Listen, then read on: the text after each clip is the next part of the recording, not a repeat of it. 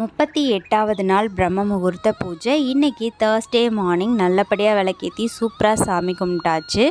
நைட்டே வீடெல்லாம் தொடச்சி விட்டுருந்தேன். அதனால் காலையில் எனக்கு கொஞ்சம் வேலை ஈஸியாகவே இருந்துச்சு. வழக்கம் போல் 4 மணிக்கெலாம் எழுந்திரிச்சிக்கிட்டேன்.